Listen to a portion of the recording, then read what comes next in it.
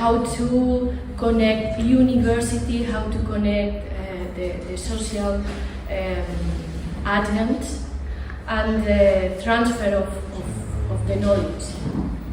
And we were thinking first that it could be a possibility to take as an example. We were discussing how it would be in Slovenia with elderly people, and if you have this possibility or not. And we were talking first about this permanent education here in the university, and another thing will be these chairs that Vicente also is in charge of other chair. So first, just to explain that the goal of this chair is related to social. The main goal is to transfer and all the dissemination of the activities between all social actors for making these relevant decisions in order also to change or to have some influence in the making of the social policies. These are very briefly the working lines, like the formulation of an analysis of future social challenges, the identification of some strategies, and to support the spaces, to analyze public policies, to apply on research, to generate some documentary fund, the recognition of some practices, and so on. So, to research, of course, in this field, and in a way is to bring to the society the results of the academic and make the society part of this process in a way that these policies could really answer the needs of the people. So this is these activities to be developed must be built primarily from these collaborations between the union organizations, the university chairs, the researchers, and the civil society organizations. This one just, we have 20,000 euros, for example. It depends on the chair, you will have more money or less money. And these are some of the activities we have been doing during these years. And with this I'm finishing some conference about migration, or this seminar comparing social dialogue in Germany and in Spain, with the participation also of the universities of Cologne and Düsseldorf. And for example, in this one conference, promoting social dialogue in care families in vulnerable situations, we were asking the social platforms to be involved, that they are really a big social agent that is in contact with all the needs of the society, in order to have a broader view of what we understand by this social dialogue. Yeah, with this, I finished this. I wanted just to share that it was an example, and we can start to talk about the situation of our target group in the project, that it was the situation of Ukrainian refugees. And we are lucky to have here some people from Ukraine, that I think we should let them the space to really talk about their experiences, because it's the richest thing somehow. We are going to explain what we have been doing in this project until now, and the barriers and needs that we detected. But after that, we will let you to talk to the people in this room. Yeah, if we are talking about these barriers, first we can be talking about the lack of access to digital devices or internet connectivity. I think we need to understand the crisis breaking point in life, and that the group is somehow very heterogeneous, with different backgrounds, that they are coming here. So one of the main things they found at the beginning to be involved in this digital coaching and tools to use it. It was first the language barriers. We are seeing now here how we have to translate these cultural barriers that we were listening before with these cultural shocks. And to this we have to add the crisis situation they are living, because the unfamiliarity with the local resources and how they come here from a context in their own country when everything is in chaos somehow, and they have to get involved in a new culture, in a new way, in a new structure. And in addition also these emotional barriers, because it's not, and I hope you understand me when I tell this, it's not only that something happened in your country and you have to run away. It's like the whole country is in chaos and is in war, in the middle of a war. So it's quite different thing. So maybe you can go on. Yes, I can explain a bit, because when we did the multiplier with volunteers that were working with Ukrainian refugees, and how technology could meet those needs. So first of all, the most important need for them is to get informed, where to find information, for example, the formalities to be followed when entering into the host country. For example, what documentation do I need to regularize my situation, or where to find reception centers, or for example, how can I get with children into school, or how to access to our health system. They also wanted to know about grants, or educational grants for children, or food aid, economic aids, or even technology equipment subsidized that, for example, there are technological companies that are donating materials, technology for this kind of vulnerable people. So, how technology can help Ukrainian refugees to get informed? Well, there are a lot of web pages with information relating with that, but for example, the government of Spain and some NGOs have all of this information, not only in Spanish, but also in Ukrainian. So it's a way that they can get informed and also get this digital competence that I was speaking early in the morning about searching for information. So in the same moment. Other thing that they need is just to get in contact with their relatives. Maybe relatives or friends that they are living here in the same country as them, or even they are in other countries around Europe. So social platforms can help them to be in contact with relocated friends and families, but also to find people with the same background or interest, or even they are living the same situation as them. For example, belonging to a Facebook group is something important because they can know other people living maybe near them, and they can speak with them and try to avoid this feeling of loneliness.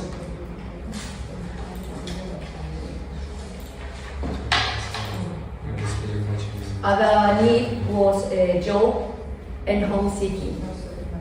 That's something hard, and we had a discussion about that during the multiplier, because sometimes the curriculum or the degree they have in their country is not validated here, it's not valid for working here.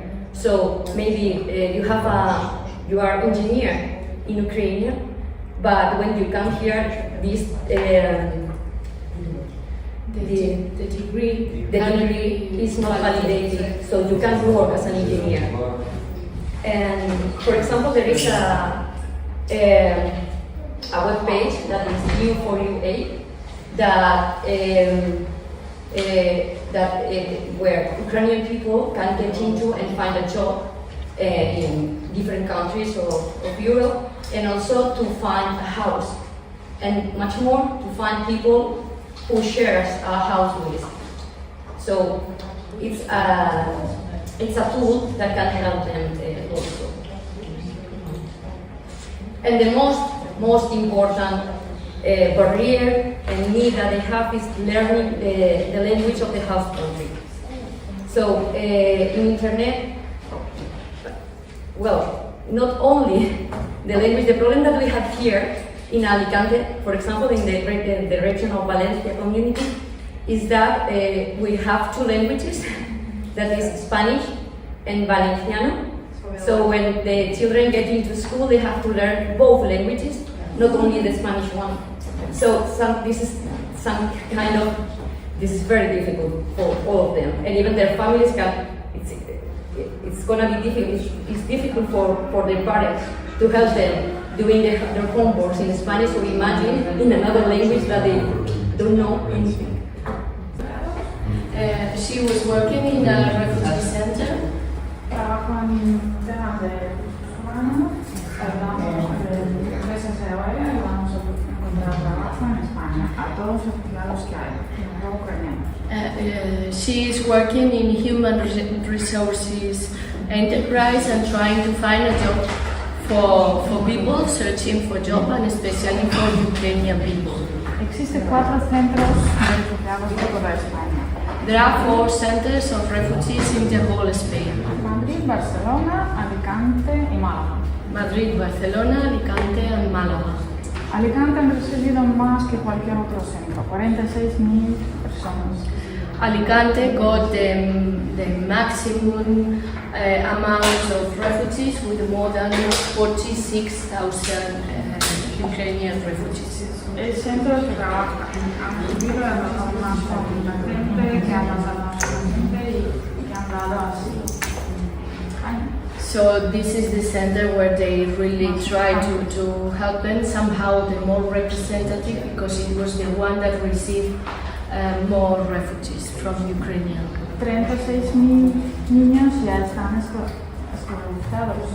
36,000 children already are in the schools. De 8.000 personas que estaban apuntadas desde desempleo, ya 7.000 encontraron trabajo. And from 8,000 adults who were searching for job, 7,000 got a job already. Es un buen trabajo que está haciendo el gobierno, pero también una gran parte del trabajo que ayuda a los refugiados hacen asociaciones. That is a big job what the government is doing, but she is mentioning that the NGOs has a big role also to help them. Están representados aquí. Realmente ayuda ahí a Ucrania y aquí a la gente que quiere quedarse aquí en España. And one of these associations is the one that is here in this room, because it's really helping the people, the children, to be here, to stay here, but also the Y es la asociación que más tiempo está acá, más o menos 20 años que están registrados. And this association is working already for 20 years more. Eso ayuda mucho a la gente que viene, que da seguridad, da tranquilidad y apoyo e información realmente lo que hay en día de hoy, en el mercado de hoy, para adaptarse, para quedarse aquí en España y estar más tranquilos. It's a really big job, the job you are doing to support the people in all levels, like emotional level, receiving the people and for somehow getting to be living here. And maybe we could also give the word to this association that you are here and you can be talking. We can translate. Digital o todo junto. Primero que digo, que tenemos aquí en Muchamel una de las primeras asociaciones de España, porque hemos tenido 2004. Entonces, año que viene cumplimos 20 años de nuestra asociación. Yeah. Siempre trabajando con la gente, pero claro, es ayudando. Here in Alicante, and this year, I think they will be 20 years working already with people from Ukraine here in Alicante. Claro, como será la primera fila de extranjeros que venían aquí en España, porque necesitamos una asociación, porque como no sabemos nada, cada uno tenía solamente conocimiento de 2 palabras o 3, buenos días, gracias y adiós, y buenas noches, o 4 o 5. ¿Y qué tal? Eso sí es más importante. Por eso faltaba conexión de todas. So at the beginning it was a way to organize themselves, because when the people was coming here they knew almost like hello, good morning, and how are you? So they really needed a kind of organization to give them a support. But of course it was with another sense the birth of this association. I mean, now with this situation, I guess. De Muchamel nos ayudaban mucho siempre, y la gente ya, como somos muchameleras, contando con, por ejemplo, 24 años que vivo en Muchamel, eso que quiero decir, en el tiempo de la guerra, nos ayudan mucho. Cada persona, ayudamos, trabajamos mucho hacemos los proyectos de recogida de colegio. Yeah, that they were working, I mean, during the war they have been doing a big job, like helping with the children, with the schools, with taking foods, and trying to give a support for the people that was coming here because of the war. No tenemos problemas con la escolarización de los niños. Curso para adultos españoles muy importante, porque están todos que viven en Muchamel, tenemos 60 personas, porque Muchamel es pueblo pequeño, entonces no como refugiados muchas, es como familia, conocemos todos. That they have a very good relationship with the local administration, with the city halls that are supporting them, and also to introduce the children in the schools and so on. And because, for example, she's living in a town or small town, in a town, it's like more familiar. It's not this concept of big camp of refugees. It's better for the integration of the people. Es mecanismo, viene persona, directamente le ponen una carta, le ayudan así y nada más, porque es más fácil y más fácil y rápidamente hacerlo. Yeah, that's why the digital competencies are very useful somehow, because it become faster. She was telling before that I didn't say that one of the main problems is the language, to learn the language. So they are giving these courses also for adults and so on. But when they are coming, these digital competencies help them to do it faster. Ayuda a Ucrania, porque ayudamos a los militares, ayudamos a las casas huérfanos, a los hospitales, hacemos aquí una recogida del dinero y todo eso es muy importante. And now also they are focusing the efforts in help the people in Ukraine, like for the militaries, for children that lost their families and so on. So for these basic and vital needs that we were telling here. De esta actividad que estamos aquí haciendo, quiero decir que es muy importante, como veo yo, como vemos nosotros. Pero que me da mucha pena que no estudiara inglés. Yo estaba, por ejemplo... It's very important what they are doing, but now sorry. what we are doing, but now somehow she feels pity that she cannot speak in English and she can share more with you. Para llevarlo en el grupo refugiados ucranianos, ya tenemos algunas conversaciones, ya tenemos un plan, es que muy importante porque es futuro segurísimo. Yeah, she's telling that the goal of this project is very important for the future and also for the refugees, because in our society and in the context could be very important. Escuela de idiomas servicio gratuito para todos los ucranianos, clases de español, online, y pueden entrar de cualquier punto del país, conectarse y sacar un profesión y estudiar, aprender español. Yeah, she's also mentioning that through FUNDEUN, the children and the people in general, not only the children, they can go in through debates and study Spanish. So this is very useful, and then they can get a certificate also proving this knowledge in Spanish. That, as she said, this is one of the most important things once they are coming here. It's not so old that the organization of Antonina Rohalska, and I'm new in this association also, but I'm also the professor of Turkish language in my university in Ukraine, in Odessa, and work here as a guest lecturer in the University of Alicante. So I was invited from this association part and from the university part also. So I'm a winner here.